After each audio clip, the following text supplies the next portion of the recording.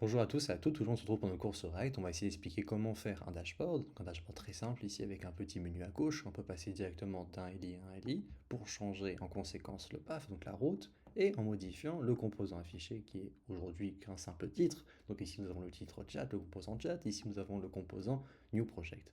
Alors on va essayer d'expliquer comment React Router DOM nous permet de savoir sur quelle URL on est pour rajouter une classe active sur quel LI et nous aussi nous permet de changer en conséquence notre composant au milieu, parce qu'en réalité, toute la structure du dashboard avec le menu ne bouge pas. Il n'est pas régénéré à chaque fois, et heureusement, sinon ce serait très coûteux en ressources. Donc ici, c'est un petit menu, ça vaut pas grand-chose, mais imaginez que vous avez plusieurs menus composés à l'intérieur, avec différentes barres de filtres, etc., etc. Nous n'avons pas envie de régénérer à chaque fois entièrement toute la structure du dashboard, uniquement en modifiant le composant à afficher pour l'utilisateur.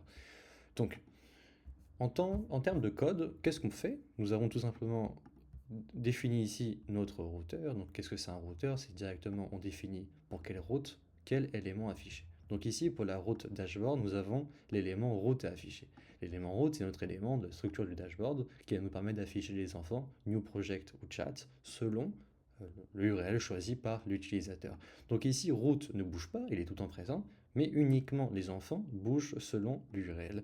Alors, notre composant route il est défini ici. Alors c'est très simple, nous avons notre menu ici, qu'on va aller voir tout de suite après. Nous avons ici Outlet. Donc qu'est-ce que c'est Outlet? C'est notre sortie. C'est où les éléments enfants vont être rendus. Donc ici, nos éléments enfants vont être rendus ici, dans notre petit écran. Donc très simplement, de notre rectangle de là à là. Par contre, le menu et la structure, elles, ne bougent pas. Si nous partons dans notre menu route, nous avons accès à notre link ici, navlink, qui est fourni par React Authentum. Ça nous permet de changer l'URL. Donc ici, je passe à New Project, ou je passe ici par exemple à Chat. Ici, je passe à Chat, très simplement. Donc tout simplement ici, j'ai utilisé un chemin relatif. C'est pour ça que je peux écrire directement New Project, alors que l'URL c'est dashboard New Project.